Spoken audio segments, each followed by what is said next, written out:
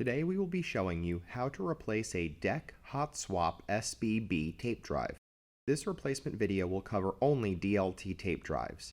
It will cover DLT 2000, 4000, 7000, and 8000 series drives. Before the drive swap takes place, you should always check to see if there is a tape in the faulty tape drive. If there is, please attempt to use the eject button on the front of the tape drive to eject the tape. If it fails to eject properly and the tape is stuck, you will need to manually remove the tape from the drive once you have completed the replacement. Please see our video about removing a stuck tape from a DLT tape drive if you have any questions on how this process works. Once you have verified that the drive is clear of any tapes, it will be time to replace your tape drive. These drives are hot swap, which means the enclosure does not need to be powered down for the replacement to occur. Additionally, there will be no SCSI ID to set on these drives, as the SCSI ID is determined automatically by the enclosure according to which slot the drive is installed into.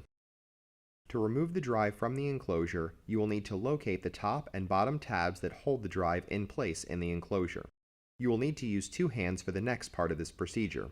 While pushing the top and bottom tabs in at the same time, pull the drive towards you and it will release from the enclosure. Then you will be able to remove it completely and set it to the side. Now it is time to install the replacement drive. Carefully line up the replacement drive into the empty drive bay and gently push it in until you feel it make contact with the connector. Once you feel the drive start to seat itself into the connector, push firmly to seat the drive completely and you will hear the tabs click into place, securing the drive in the enclosure.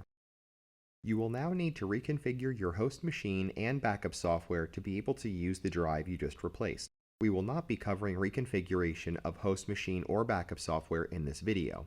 Any questions should be directed to your host machine and backup software support or manufacturer.